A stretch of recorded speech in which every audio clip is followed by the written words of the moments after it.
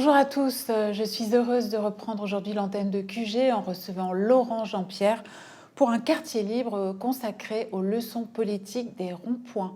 Professeur en sciences politiques à Paris 8, Laurent Jean-Pierre publie un essai consacré au soulèvement des Gilets jaunes.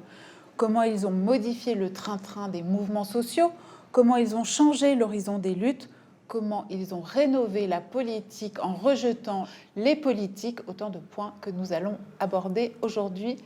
Bonjour Laurent Jean-Pierre et merci. Bonjour, merci de votre invitation. Un récent sondage, un sondage de rentrée, établissait que 75% de la population française réprouve la politique menée par Emmanuel Macron, l'estime injuste. Pourtant, vous l'écrivez dès le début de votre essai, le feu de l'hiver n'a pas encore englouti la nation. Qu'est-ce que ça veut dire? Est-ce que ça veut dire que la police et les médias, ça suffit pour tenir un pays? Écoutez, c'est une question très difficile de savoir ce que va devenir le mouvement. Je pense qu'on l'abordera plus tard dans l'émission. On se souvient de l'appui électoral d'Emmanuel Macron. C'est un appui finalement relativement faible, qui est lié à la fois à des raisons structurales, qui sont celles des élections présidentielles. Là, vous parlez de son score dans les urnes. Tout à fait. Parce que l'appui du système, lui, il a été colossal. Là, je parle de son score dans les urnes, et donc effectivement, 20% d'électeurs pour être élu président de la République, ça veut dire qu'il y a 80% de la population, ou en tout cas des électeurs potentiels, qui est sceptique envers le président de la République. Et donc, du coup, il y a déjà, disons, sur le plan purement démographique, arithmétique, mais qui est un plan peu politique, il y a en tout cas une base pour une opposition au gouvernement. Donc 75% de sceptiques, c'est en quelque sorte la même chose, d'une certaine manière, qu'au moment de l'élection. Mais entre-temps, il y a eu, comme vous l'avez dit, les politiques d'Emmanuel Macron lui-même, la mobilisation sociale de l'hiver dernier. Mais je ne voudrais pas qu'on pense que le soutien qu'a eu le mouvement ou l'hostilité au gouvernement soit simplement lié justement à cet effet électoral initial. Moi, ce qui m'a intéressé dans la dimension justement d'identification au mouvement des Gilets jaunes dans les derniers mois, je ne parle pas du mouvement lui-même, là, je parle du fait que dès le départ, 75% des gens, à peu près la même proportion que celle que vous venez de citer, soutiennent le mouvement. Et cette proportion, 80% même, en novembre ou en décembre, début décembre 2018. Et puis cette proportion baisse à peine jusqu'à 50%, mais reste majoritaire dans le pays jusqu'au printemps 2019. Et aujourd'hui, elle n'est pas mesurée, donc on ne la connaît pas.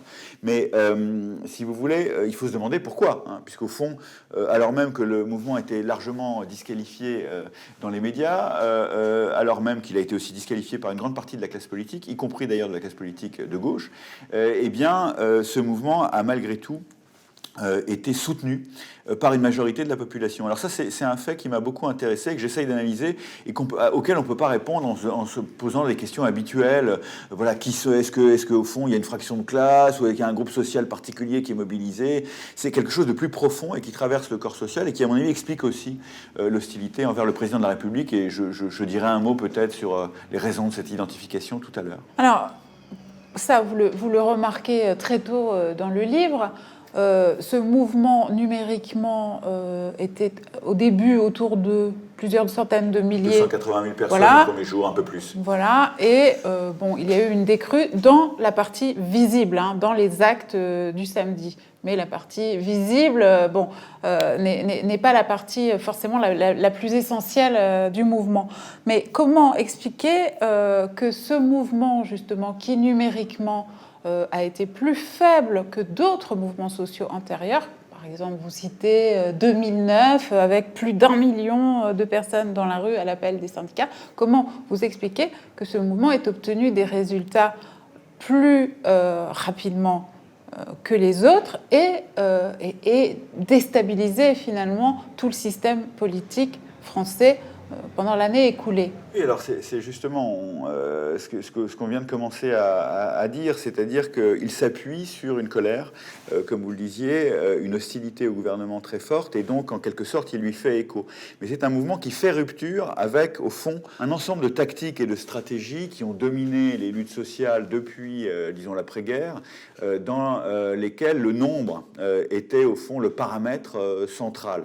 Les historiens des mouvements sociaux le savent bien, et les commentateurs aussi, puisqu'au fond, qu'est-ce qui se passe suite à l'appel à une mobilisation? Le soir, dans les médias, on compte le nombre de manifestants, et des collègues ont pu dire à juste titre que voilà, au fond, la manifestation était toujours en quelque sorte doublée ou redoublée d'une manifestation de papier, disait-il, au temps où la presse papier était florissante, mais aujourd'hui on pourrait dire d'une manifestation, disons, de médias, hein, dans lequel il y a un conflit d'interprétation sur le nombre des manifestants. Ce conflit est allé à scander et scande toujours la plupart des mobilisations, le 1er mai, dans les jours attendus comme dans les jours moins attendus. Et au fond, derrière le conflit autour de ce chiffre ou de ce nombre de manifestants plutôt, il y a la question de savoir à partir de quel seuil est-ce que le gouvernement devrait répondre à une colère.